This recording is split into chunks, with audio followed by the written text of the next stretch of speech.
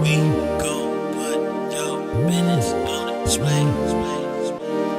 Yeah, yeah, yeah, yeah. Oh, we gon' put your business on display. I got winners on the way.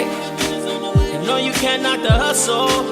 And if you gotta get in place, then we gon' put your business on display. Grab a seat with Nichelle for a minute. And if you got the goods, we can talk about your business. She know what it's like to make a move independently. And I don't fake us like that. We've been trusting God like that. Yeah, yeah, yeah, yeah. Oh, we gon' put your business on display. Well, good morning, everybody. Good morning. Nisha here with Nisha's Network, and I'm super excited to be here with none other than my niece. She is my family, none other than Nichelle Joi. And today we're going to be talking about children are destined to publish too. And the reason I say that is because this young lady has been published since the age of 8 years old. And I am just so excited to have her here. She is now 15 years old, and I dressed colorful for her. Now I told her I'm not gonna treat her too bad because she's not a morning person. So we are here in the morning, but she is not a morning person, but has to go to school every day. So if you guys are watching and you have little people, teenagers, young adults, or adults, and you are ready to publish, this is your time to join in on this conversation. I'm so excited to have her here. So please feel free to go ahead and share. So, Nichelle, good morning. Morning. Good morning. How you feeling this morning? I'm tired. Oh my goodness. Well, let me see. Brighten those eyes, girl, because we want to let people know who you are and exactly what you have going on. And I knew this would be a struggle for you, but that's okay. I wasn't worried about it. All right. So here we go. Look, aunties can make people do anything, right? But no, I'm super excited to celebrate. We celebrating Women's History Month in the month of March. And I was like, you know what? What better way than to celebrate with a up and coming woman, a young lady who's growing into womanhood, but also who is very accomplished. And so, and to say that you have published since the age of 8 years old is absolutely amazing. But before we do that, tell us a little bit about yourself. Yeah, so my name is Nichelle Joi. I'm 15 years old and a sophomore in high school currently. Um, Not to flex, but my grades are good. Uh, I Good. I am the author of 3 books, one being The Great Adventures, one being The Joys of Writing, and then one being my latest book, Beautiful Brown Child. Um, and then things I like to do. I'm a violinist, so I like to play violin. I'm a dancer, and I recently discovered that I really like filmmaking. So, yeah. Well, that's really good to know. I'm going to be looking you up. So I need you to lean in just a little bit to the microphone because there's a big echo on my end. I don't know why. But anyway, so let's go ahead and then talk about what you're a reader. You have to be a reader. Sometimes, well, I shouldn't say that. Most people that write, though, like to read. So tell me a little bit about, do you like to read? I know your mom's a publisher, but tell us a little bit about reading, first of all. Yeah, so really, I still hear the echo too. Yeah. Yeah, I'm not sure what's wrong with it. But really reading, I've always loved reading mostly because of the visualizations I get in my head. So not necessarily because I like reading words on a page, but because I like seeing the movie play out in my head. So it never has really been like a chore or like a struggle for me really. If you give me a book and like say, here, read this, it's good. I'm like, okay. So really I do love reading. And that's what I also think I find really powerful about writing. The fact that I can make those images like appear in other people's heads. That sounded really manipulative, but yeah. Doesn't sound manipulative. But most people are that have a creative imagination. They can, while people are talking, actually visualize what's actually going on. So, what made you decide to write the book at the age of 8 years old? Like, what did you say, "Mommy, I want to write a book"? How did that happen? See, absolutely not. I had like no like intention in my head of writing a book really, but it started out with a school project. So really the assignment was to write something, and instead of writing the little paragraph that she like thought we were gonna make, I made a whole page.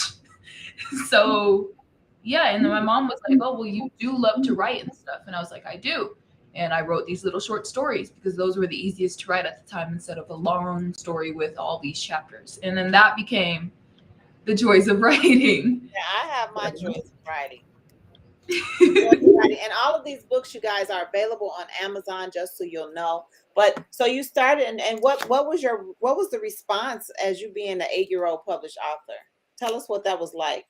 Really different, like people, you don't see an 8-year-old author every day. And I'm only now realizing that. Like at the time I thought it was normal and like, why are you guys freaking out or whatever? And no, like they were really genuinely surprised. So a lot of my teachers, they like to like, acknowledge it, like, oh, you're an author, right? And then they announce it to the class and I'm like, well. So tell me a little bit about why you're so passionate about becoming published. Not just because your mom is a publisher, but really what enthuses you and says, you know what, I'm passionate about this. Really the kids, like I have, as I have like a lot of little people in my life that I love to like hang around and stuff, and they mean a lot to me. So like seeing them, especially for the first time, like when we were all little kids or whatever, seeing them like read my first book, like that did something. I was like, aw. And then like you get emotional because like they're reading something you read like wrote as a kid, and like just to see them possibly get inspired to do something like that on their own, that just means like a whole lot to me. So that's really awesome. So you know what, as a 15-year-old, I'm gonna switch it up a little bit and just ask you, what do you think needs to be instilled in the short people today? I remember when you were 8 and 9, and so now you're 15. Tell me what you think needs to happen with the way the world is going and how technology has really just over consumed the minds of young people. In some ways it's good, but some ways it's really gotten really tough. What do you think, as a teenager? And I know getting up in the morning may be your struggle and your mom may yell at you for that. But I mean, for overall, you get good grades, you're a published author, you're a violinist, you're a dancer. What else do you think should parents do? What could you recommend as a teenager to say, you know what, I think kids need more of this, or, maybe this? Tell me what you think. Definitely representation. And I've like lived by this for a long time, and that's also what inspired my third book. Seeing people that look like you do something that you like to do, like that does a lot. Like when I was raised in like a predominantly like white neighborhood, and seeing only dancers that didn't look like me, that weren't shaped like me and stuff, that didn't go through the same stuff as me, that was hard because I was like, can I really do this? Seeing authors that didn't look like me anyway, that's hard to see. So like when you see other people do stuff that you like to do, it just does something in your brain, and it just like tells you to do it more. It tells you to get better, it tells you to be like them. So definitely just like including a lot of representation in everything they do, like the movies they watch, the books they read, the anything. Disney has like a whole bunch of new representative shows coming out.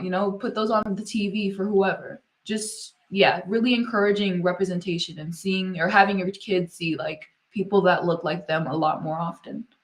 So having people look like them often, what is one of the things, like, as a Christian young lady, is the struggle? You know what I mean? So because I'm gonna challenge you to write something to say what it's like to be a Christian as a teenager. I don't know, but I just like to hear, like, what is that struggle? Because there doesn't seem to be many standards, and you publishing definitely raises a standard to say, hey, you don't just have to follow the crowd. You don't just have to get involved in things that are crazy. But, it's very difficult depending upon, like you said, the environment and what's represented to people. So how do you make a difference even in your high school? It's not easy because kids are nice. Like I've known that since I was like little. Kids are not nice at all. But luckily, like as you grow, people start to like mind their business more. So you don't have to really worry about people being all up in yours necessarily, but you do, or a lot of times, at least as a teenager, you do worry about like people, what they're going to think about you, you know? But I don't really even have like advice for that. You just got to push past that, you know, like stop caring what people think because half the time they're not going to care, you know? So that's really like the words of advice that I've stuck to in my head ever That's since. really good. That's really good. That's good advice. Well, you guys, if you joined us, we're here with Nichelle Joi. Not a morning person, but that's okay. She got up to share with us the joys of writing and also The Beautiful Brown Child, which is one of my favorites so far. Of course, it's the most recent, right? Yes. But I love that you included, you know, people that you knew. And so one of the things I want to talk about is, you know, through writing about The Beautiful Brown Child, and you're multicultural, so it's not like you're just stuck on the brown child. But what benefits were you trying to like? What did you want kids to benefit from by writing this book? Because you got Um, all shades of brown on here. yeah, you know, like just seeing themselves somewhere. You know, like I do understand like now shows have a lot of things coming out with like different colored people on there, but those shows are mainly focused on like one group, you know, and I didn't really like that. You know, I said I want everyone to be able to see themselves because they go through stuff too, no matter like who went through more, no matter what happened, that doesn't matter. Okay, we're all like going through stuff, and I wanted every kid of color to like be able to see themselves in a book and be like, oh, here I am, you know, like to have at Yeah. least something. Because Yes. now like African American kids, we might have like a whole bunch of books, but like Polynesian kids, they might not have any, you know? Wow. So I just wanted at least one book for them to look at. Wow, wow, wow. Okay, so I love this, and I want to just tell our viewers basically what I love is it says what God's word says about me, and she has scriptures in the back. It says, "I am loved and chosen," and then there's a scripture, "I am beautifully created. I am never alone." And use these pages to write your thoughts of what you've learned and how you feel. And I think, oh, I can't see real good. Let's see if we can put that over there. There we go. So, you know, what is the importance of it? It's almost like you're immediately trying to get them to go ahead and put their thoughts to paper. Was that intentional? Very much so. Very much so. So, who affirmed you? Let's talk about affirmations. Who affirmed you? What made you be so confident in knowing that you could be a publisher and an author? I mean, a publisher. See here, I'm you taking over your mom's business. A published author. What was your affirmation? Tell me about what brings you affirmation. See, really, the environment I was in, you know, my family, they tried to uplift me like as much as possible, especially growing up like in predominantly white neighborhood and then coming to a more black neighborhood where kids weren't nice, you know? And then really, other than them, if I'm being completely honest, it was bullies. Like they made me become more confident because Wow. I had to realize they're gonna keep going, you know, like this isn't gonna stop. So that goes back to what I said before, you know, like you need to realize for yourself, like your own morals and stuff. You need to realize for yourself that other people don't care, you know, and even if they do, you got to act like they don't. So, Wow. yeah. I know bullying has become very more prominent, I guess, in this day and time. And it's a silent bully. Like, why do you think that the kids don't really say anything about it? I found that even some in my own family where the kids were being bullied and they literally just kept it to themselves or amongst their peers. They never talked to the parents. Do you feel like parents are not a safe space to really kind of share about the bullying? Why do you think kids keep it to themselves? I don't want to say that parents aren't a safe space because parents are a safe space, but I want to say that kids today don't consider their parents a safe space, if that makes sense, you know, and that definitely like, you know, I have to tie this to phones, you know, to electronics. You know, people make fun of people and they don't want to tell their parents because I don't know, they have their own personal reasons, but especially because a lot of it goes on through phones, you know, I feel like that has a different connection than Okay. bullying in real life.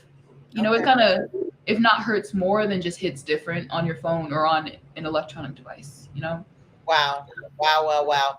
Well, okay, so I'm going to ask you another question then. So how do you feel about so technology is the cell phone, but how do you feel about social media? You know what I mean? Because we know we need social media to advertise, right? We know we need social media to be known and like we're here today. But what do you think are some of the what age? Here we go. What age do you think that you should be on social media? What is the starting age where you think, and don't think as a published author. I just want you to think as a 15-year-old. What do you think? Tell me. This is kind of hard because I wasn't allowed to have social media since I was like, no, like last year. So this might be a little biased, or maybe not. But in my personal opinion, if every like parent in the world were to like follow this restriction, it would be like age 13. Okay, 13. And but then you're not restricted to what you're opened up to. But do you feel like you're opened up to it at school anyway? So, Basically, but that's also because other kids have that same social media, and they show you stuff anyways. You're either way, you're kind of being exposed to it, but that's why I said like if every parent in the world like were to follow it, then yeah, I guess you definitely would like be exposed to a lot like at the same time. okay, all right. I know we got off, you guys. We're a little bit with Nichelle Joi, but it's not often I get to talk to a woman of history, a young woman of history that is a published author and a 15-year-old to get into that mind, really to understand the dynamics of not just the accomplishments, but the confidence that she has not only in Christ, but in her community, to the point that she wrote Beautiful Brown Child. And I love this book, you guys. Because it speaks to every brown child that's of different nationalities and ethnicities. So, what advice would you give someone getting ready to publish? What do you think, if there's even a thought in their mind, or a parent that may see, I think my kid is onto something? What advice would you give them? Stay dedicated, like if you're gonna do it, then you gotta do it. It's like every other thing. If you're gonna get it, if you're gonna get better at it, then don't don't slack. You got to work for it. You got to be dedicated. Am I saying it's hard? Not necessarily. I'm just saying that you can't sidetrack and try and be focused on something else while trying to do your book. If you're going to do your book, you got to do your book. Try and get it done. So that's the main thing. Okay, so let me ask you this. What is the difference? When you start writing, do you start out with paper and pen, or do you start out with a laptop?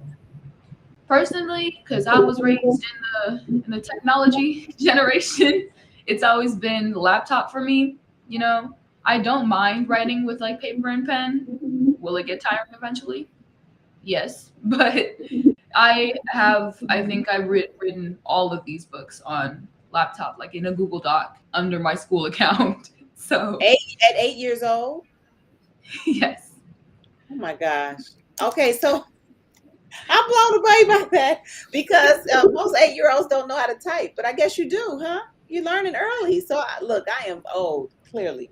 But so you told people to remain dedicated, but let's speak from a parental standpoint. And I know you're not a parent yet, but what do you think parents can do to inspire their children to write? Once again, representation. If you're not showing them me, then show them Maya Angelou, and show them all of these other people. And even if that doesn't like influence your kid to be like, oh, I want to do that, show them the money. Like, ooh, show them the money. Come on, now. Come on. As So tell us about, you got some paid. You got paid a little bit of money there, girl. Love it. Okay. That is wonderful. Oh my gosh. Show them the money, show them the opportunity, show them, put them in the face of those who can actually do it. So are you thinking about doing a conference for children?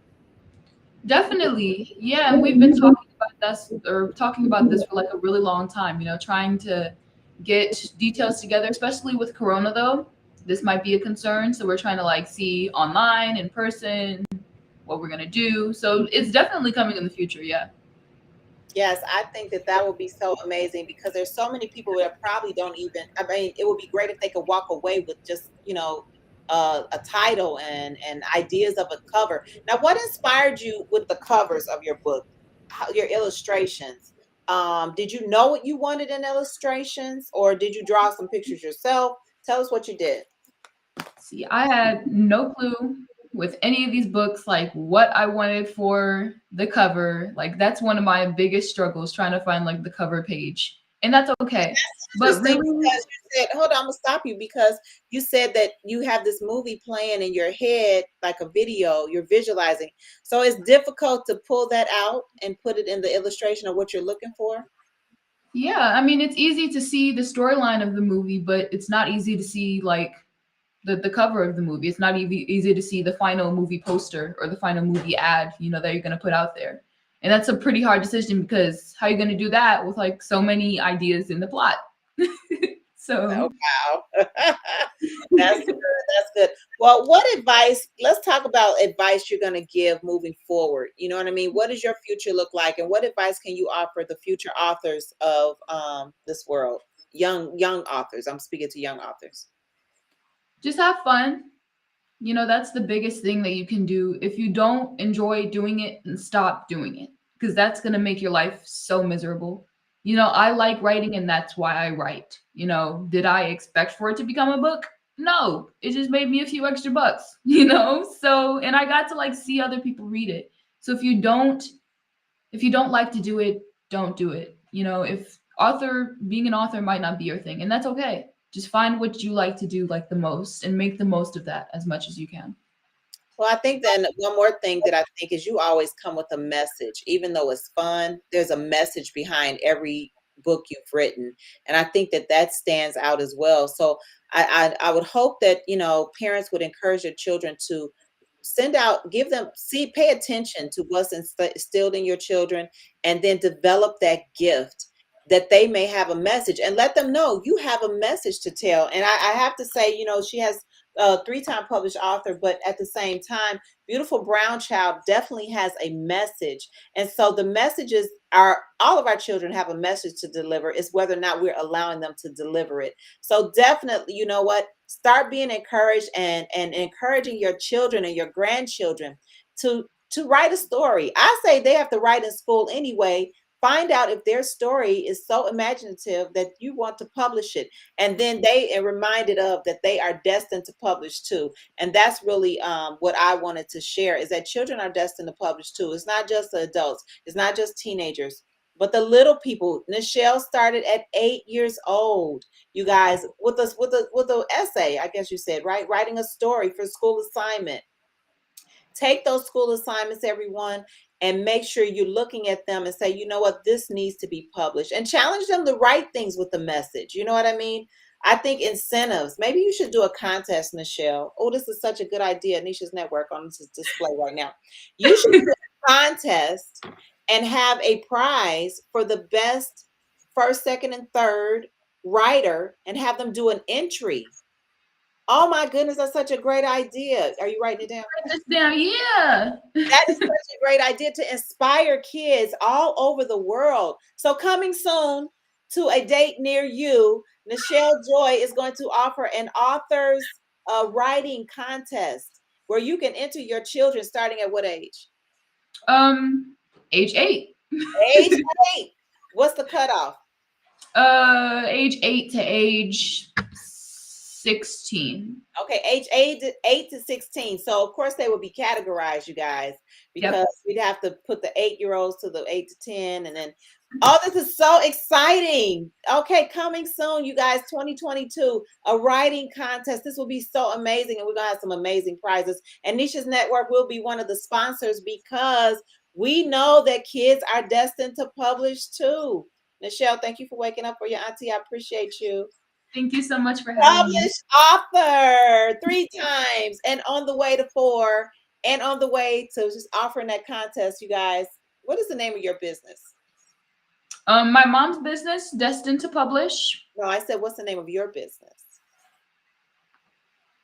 Nichelle it Joi. needs to be destined to publish too. Boom. I like it. Destined to publish too.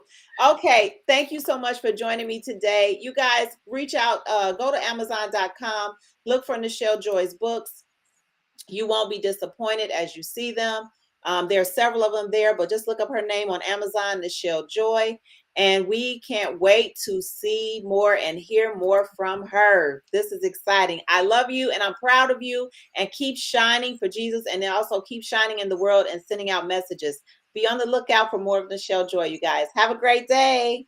Hold on, Nichelle. Yeah. Oh, we gon' put your business on display. Yeah. Oh, we gon' put your business on display. I got winners on the way. You know you can't knock the hustle. And if you gotta get in place, then we gon' put your business